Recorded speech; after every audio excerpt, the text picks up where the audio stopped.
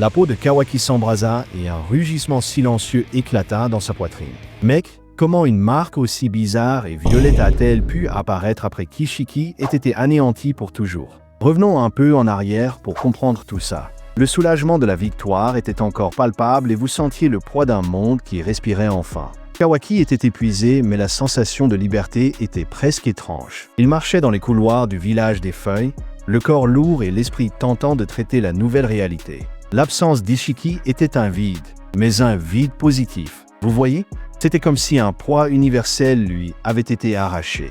Mais un frisson lui traversa l'échine et une vive douleur dans sa poitrine le fit s'arrêter. Ce n'était pas le karma et ce n'était pas la douleur d'une blessure de bataille. C'était une sensation plus ancienne et profonde, quelque chose que son corps gardait sans qu'il le sache. Il toucha l'endroit, confus, et vous pouviez voir l'inquiétude grandir dans son regard. Qu'est-ce qui allait arriver? Les jours suivants, la sensation devint plus constante et s'intensifiait dans les moments de stress. Une énergie différente, presque subtile, commençait à vibrer de l'intérieur vers l'extérieur, à l'endroit où le karma marquait auparavant sa peau.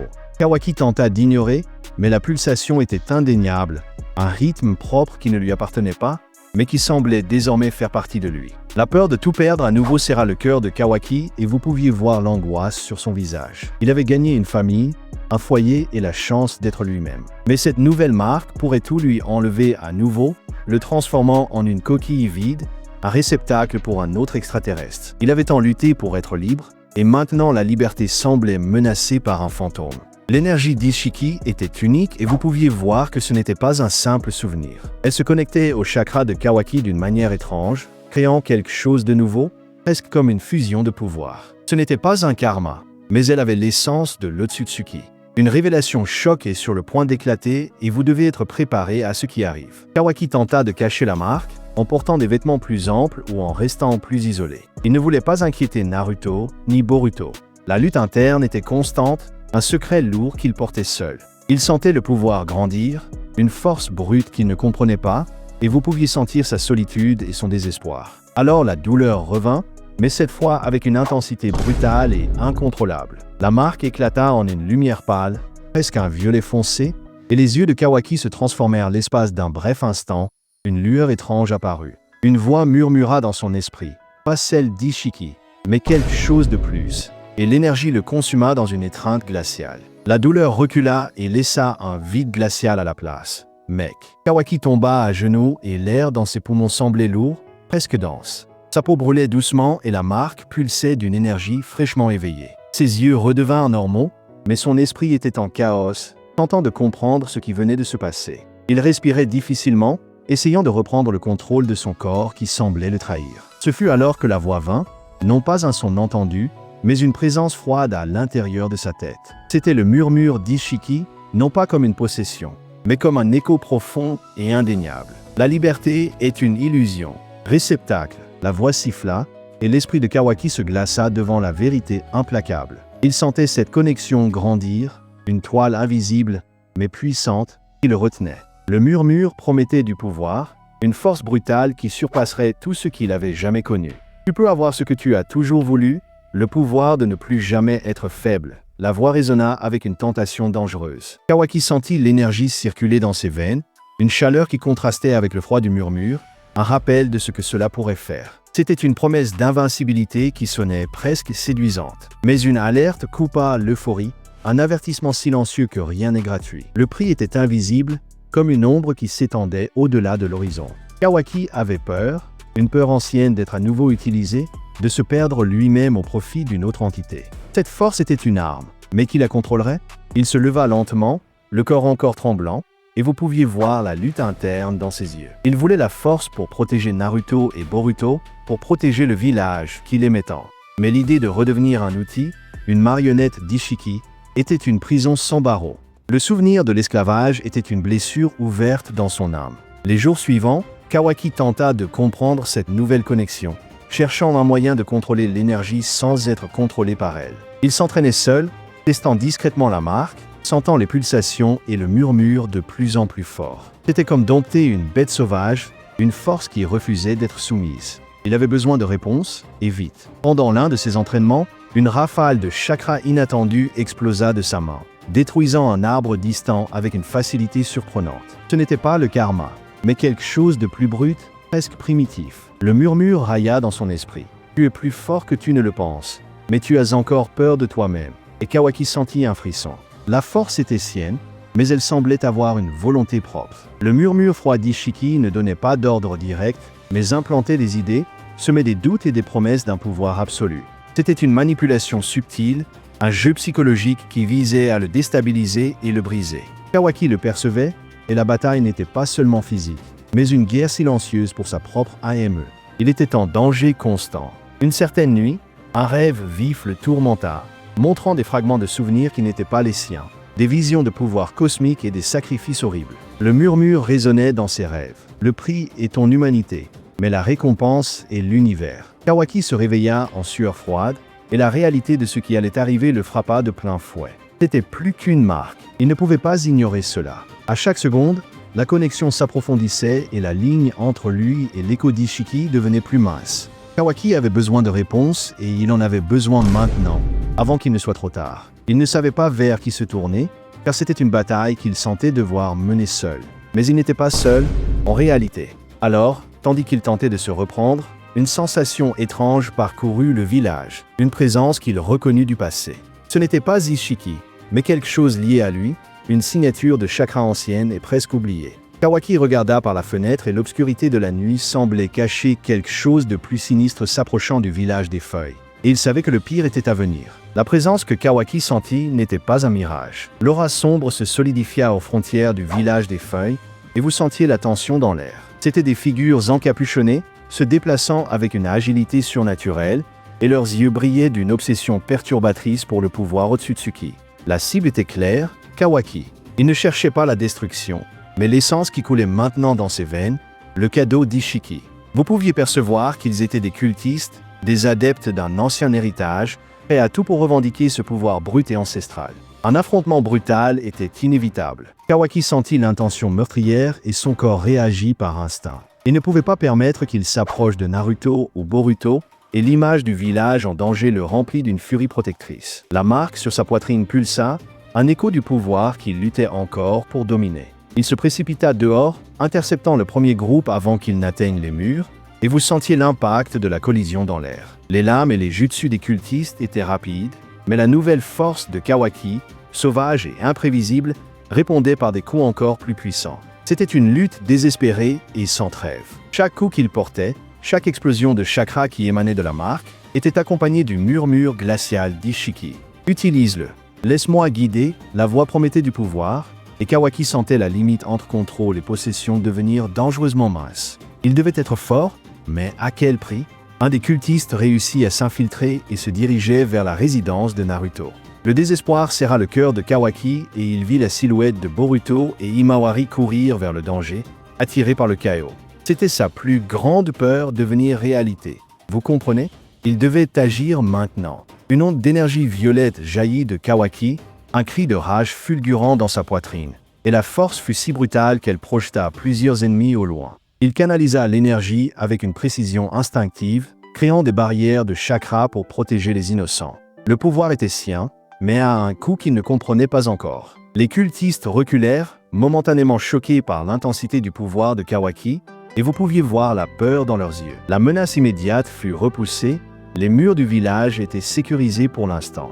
Il haletait, le corps endolori, mais sa famille était en sécurité, et c'était ce qui importait. Mais tandis que la poussière retombait, un des encapuchonnés, avant de disparaître dans l'ombre, laissa tomber un artefact étrange, une petite pierre violette qui brillait d'une énergie familière. Ce n'était pas d'Ishiki, mais quelque chose qui résonnait avec la marque, un type différent des héritages, Otsutsuki. C'était quoi, ça?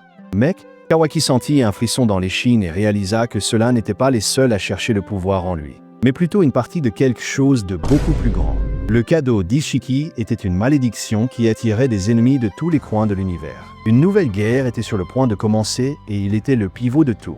Kawaki se lança, mais la voix d'Ishiki le força à changer d'attaque, trahissant le corps qui était le sien. Comment cette trahison a-t-elle pu se produire? Mec, si l'Otsutsuki était mort et enterré pour toujours. Revenons un peu en arrière pour comprendre tout ça. Kawaki tenait la pierre violette, le cœur martelant à une vitesse effrayante. Il savait que de nouveaux ennemis viendraient au village des feuilles, et ce n'était que la pointe d'un iceberg cosmique beaucoup plus grand.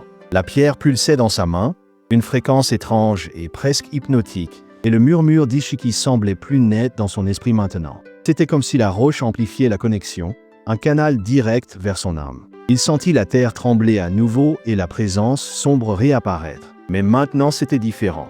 Une horde plus nombreuse, avec une intention cruelle et ciblée, encerclait le village. Une ombre passa, rapide comme l'éclair, et une dague froide frôla son cou, coupant l'air d'un millimètre. Kawaki esquiva de justesse, mais l'énergie de la marque sur sa poitrine jaillit de manière incontrôlable. La voix d'Ishiki devint un rugissement, non pas d'un murmure, mais un ordre clair résonnant dans son esprit.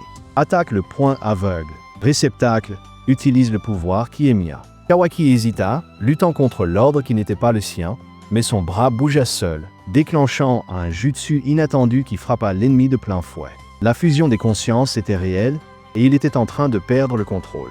Le contrôle sur son propre corps s'échappait, et il sentait la conscience d'Ishiki se mêler à la sienne, comme deux courants s'enroulant dans un tourbillon.